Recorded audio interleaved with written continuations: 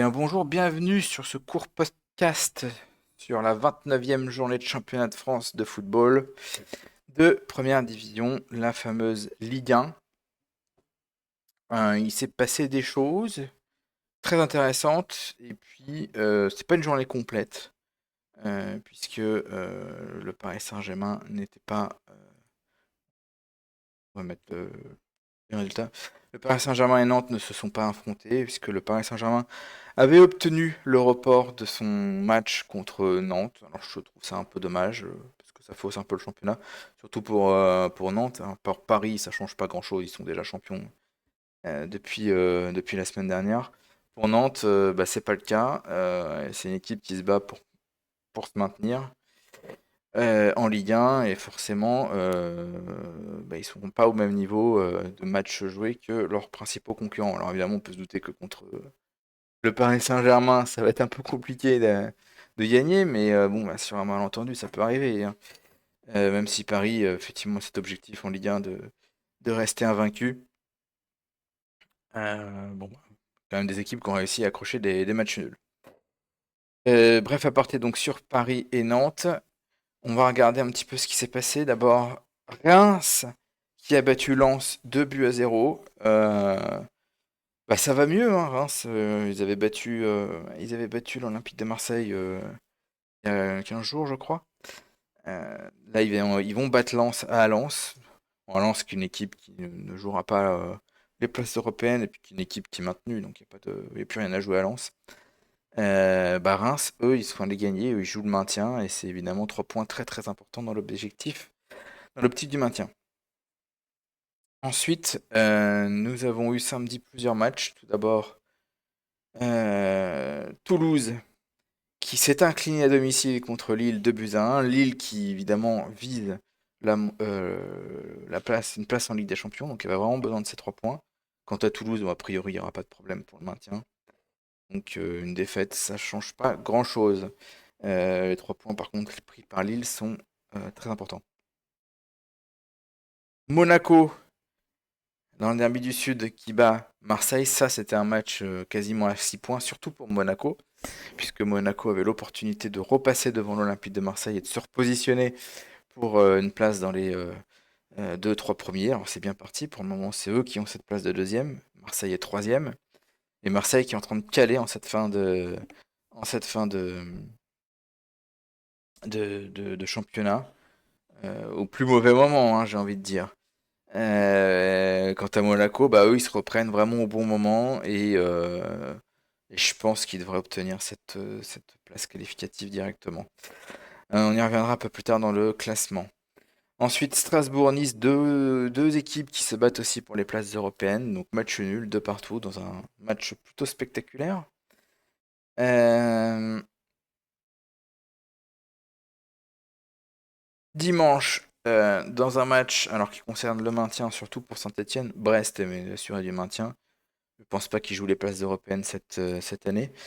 Par contre, Saint-Etienne, effectivement, ils jouent le maintien. C'est très compliqué. Ils perdent des points là, à domicile. Ils ont réussi à accrocher un match nul à Brest alors qu'ils étaient menés une bonne partie du match.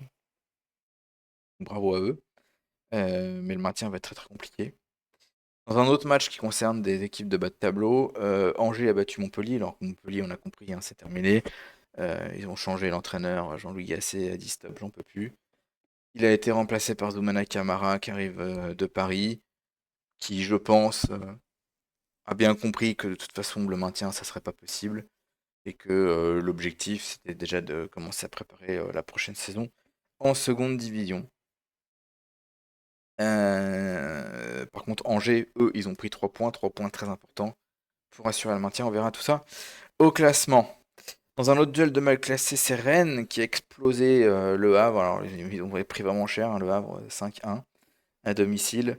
Le Havre qui se bat aussi pour pas descendre. Je crois que c'est le premier non, enfin ils sont barragistes de mémoire. Je sais plus. On regardera le classement après. Là, je l'ai pas en tête. Rennes, bah, grâce à cette victoire, devrait assurer son maintien. Donc normalement, il n'y aura pas de problème pour eux. Et ils pourront voir les 5 derniers matchs tranquilles. Et puis enfin, dernier match très important pour Lyon, qui a battu Auxerre, 3-1. Auxerre qui a priori est maintenu hein, aussi, donc pas de souci pour eux. Par contre, pour Lyon, c'était très important ce 3 points. Je vous rappelle que si Lyon n'est pas dans une place, alors, ils peuvent pas être premiers, mais qu'à deuxième ou troisième, c'est le dépôt de bilan pour ce club.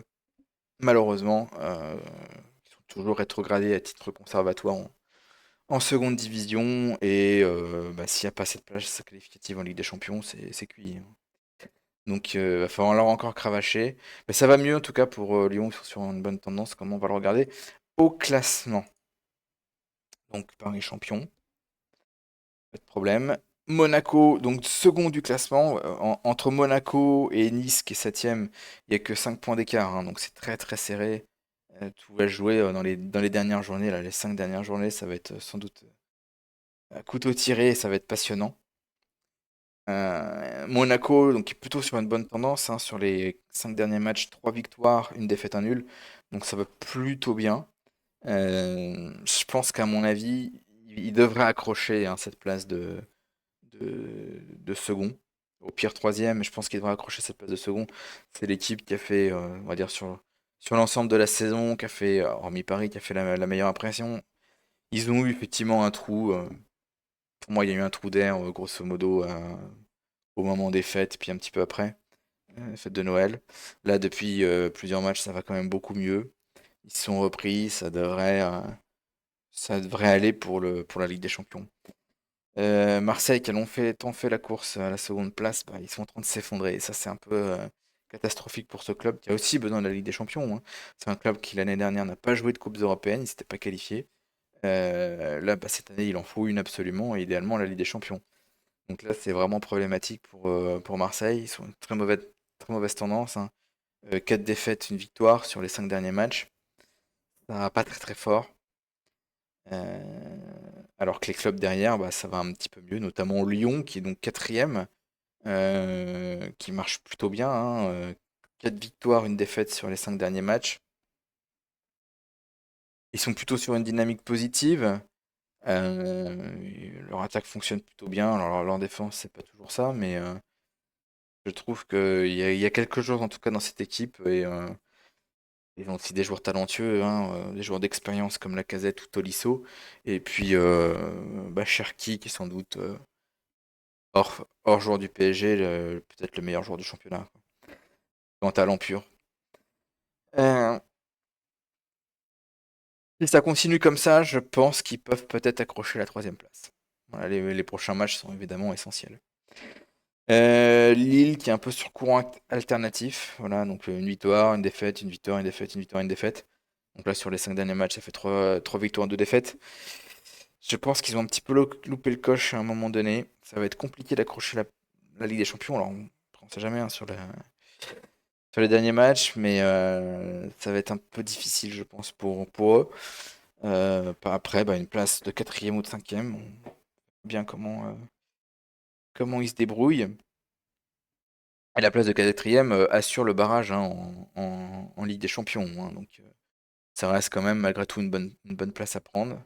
Après, évidemment, c'est très compliqué d'accéder au tour de qualification, enfin, à la Ligue des Champions.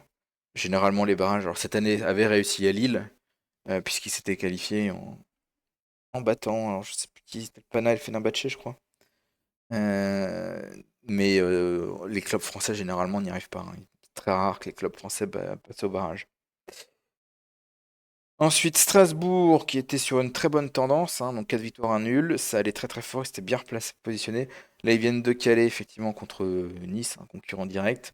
On va voir s'ils sont capables d'aller au bout. C'est une équipe très jeune, très joueuse, mais qui des fois est un peu naïve, je trouve. Donc on va voir dans le Money Time, là, en tout cas dans les 5 derniers matchs, s'ils sont capables de faire le job et de continuer leur marche en avant et pourquoi pas essayer d'accrocher une place européenne. En tout cas, c'est bien parti pour eux, mais la place en Ligue des Champions, ça va être un peu compliqué, mais on sait jamais. Nice qui est en train de caler. Ils avaient été bons après la trêve, et puis là, depuis quelques matchs, ça va pas forcément très très bien. C'est un club qui est sur 3 défaites et 2 nuls. Donc c'est un club qui cale. On va voir s'ils arrivent à se reprendre sur les derniers matchs pour essayer d'accrocher une place européenne, mais là, c'est un peu compliqué. À voir. Après, j'ai envie de dire, alors, c'est pas pour tailler le club, mais un petit peu quand même. Si c'est pour se qualifier pour une Coupe d'Europe et faire comme cette année et ne pas la jouer, ça vaut pas vraiment le coup, hein. Si vous vous qualifiez pour les Coupes d'Europe, jouez-les à fond, hein. Il nous faut des points pour l'indice UEFA. C'est des points dont on a besoin. Et si c'est, enfin, Nice, ils ont rien fait sur cette. C'était en Ligue Europa. Donc ça vaut pas vraiment le coup. Donc Brest, on a vu, c'est un club qui est maintenu, pas de problème. Pour les places européennes, ça va être compliqué. Lens c'est maintenu, pas de souci, tout comme Auxerre. Rennes viennent d'assurer leur maintien maintenant, je pense que c'est définitif. Sauf gros crash de fin d'année, hein, mais normalement ça devrait être bon. Toulouse, ils sont bah, peut-être pas encore sur du maintien, mais je ne pense qu'aller quelques points encore, et ça devrait être bon. Pour moi, hein, c'est 34, hein, le, le maintien, pour assurer le maintien. Regardez l'année dernière, je me souviens plus du classement de l'année dernière. Attends, je vais ouvrir une autre fenêtre. On va faire classement. Classement. Oh là là là là, c'est n'importe quoi. Classement Ligue 1 2024. Donc Paris avait évidemment avait été champion l'année dernière. 2023-2024, parce que là, il me sort pas le bon. Ok, ça c'est bon. Donc l'année dernière, Le Havre s'était maintenu avec 32 points. C'est pour ça que je dis 34. Normalement, ça doit tenir. Je dis normalement, hein. Après, bon, bah, cette année, je sais pas trop encore, on verra. Mais normalement, 34, ça doit tenir. Ensuite, tous les autres clubs sont concernés par le maintien. Bon, Nantes, le match en retard qu'ils ont contre Paris, je n'envisage pas vraiment de points. Angers a marqué 3 points très importants, mais Reims aussi a marqué 3 points très importants. Le Havre glisse à la place de barragiste, alors qu'ils étaient plutôt sur quelques bonnes performances. Quant à Saint-Etienne, bah, c'est très compliqué. Ils sont évidemment loin pour le moment de la place qui sauve, hein, la place de 15e. Je les vois difficilement se maintenir, malheureusement pour eux, quoi. Et quant à Montpellier, bah, on est bien d'accord, c'est une équipe qui n'ira pas, enfin qui verra la Ligue 2 l'année prochaine. En espérant juste pour eux qu'ils ne déposent pas le bilan, hein. C'est très très compliqué avec les droits TV et les peu de revenus que génèrent les clubs de Ligue 1 depuis cette année et puis pour les années suivantes. On va retourner ici, on va revoir les matchs de la semaine prochaine. Donc la semaine prochaine, au programme, le derby de l'Atlantique, l'Atlantico, Rennes-Nantes. Non, c'est pas un derby de l'Atlantique, c'est pas l'Atlantico, c'était plutôt Nantes-Bordeaux. Celui-là, je sais pas c'est quoi, Bretanico, je sais pas comment on peut dire. Maintenant, t'es plus en Bretagne depuis longtemps, mais c'est là où se situe le Palais des Ducs de Bretagne, donc entre Breton et ex-Breton. Euh, Match très très important pour Nantes, voilà, qui doit absolument aller chercher des points à Rennes, Rennes donc qui est maintenu, alors qui va jouer libéré, hein, aussi, alors que Nantes, ils ont besoin de ces points-là. Donc, voilà. Ensuite, on a un PSG Le Havre, PSG qui sortira de son match de Ligue des Champions contre Aston Villa. Alors espérons-le qu'il se qualifie. C'est pas encore gagné. Ils sont plutôt bons, mais c'est pas encore gagné. Euh, Le Havre qui a besoin évidemment de points. Alors c'est pas le bon moment pour rencontrer Paris Saint-Germain. Après, comme toujours, hein, sur un malentendu, ça peut passer. C'est jamais. Monaco-Strasbourg, donc des équipes qui se battent pour le pour les places en Coupe d'Europe. S'il y a un vainqueur, et surtout si c'est Monaco, ça va sentir bon la Ligue des Champions. Et Strasbourg a besoin évidemment des points pour continuer à espérer. Donc ça va être un très très beau match, je pense, samedi soir. Et ensuite, on a un Marseille-Montpellier, derby aussi du sud de la France. Alors pour Montpellier, évidemment, c'est joué. Donc Marseille a besoin de se relancer contre Montpellier et a besoin des 3 points. Donc je vois Marseille a priori s'imposer, hein, et récupérer les 3 points pour continuer à se battre pour la place en Ligue des Champions.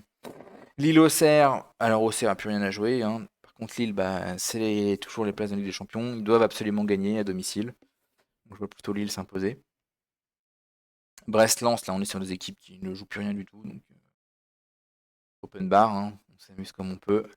Nice-Angers, alors Nice, je disais qu'ils avaient un petit peu loupé le coche, mais bon, mathématiquement c'est pas encore perdu, hein. Ils peuvent encore faire quelque chose face à Angers, qui a gagné ce week-end et qui donc respire un petit peu, mais Angers aussi a besoin de points, hein, pour assurer son maintien, c'est pas encore fait. Donc match à couteau tiré entre ces deux équipes-là, pas pour les mêmes objectifs. Nice doit absolument se reprendre et gagner ce match-là, hein, pour moi, s'ils veulent espérer quelque chose. Et intrinsèquement, évidemment, ils sont plus forts qu'Angers. Reims-Toulouse. Donc Reims a besoin de points, évidemment, pour se maintenir. Toulouse, normalement, assurer son maintien, mais ils sont pas sur une très bonne tendance, là. Donc à voir ce que ça va donner. C'est peut-être une chance pour Reims, en fait, d'aller choper 3 points contre Toulouse. Et peut-être assurer son maintien, sait-on jamais, hein. Et enfin, on terminera par le derby du Rhône, le vrai derby de France, comme certains disent. Le premier, celui qui a été qualifié comme ça. Saint-Étienne, Lyon. Deux équipes qui ne jouent évidemment pas du tout dans la même catégorie. Lyon vise la Ligue des Champions. Ils doivent absolument s'imposer à Saint-Étienne pour espérer y croire.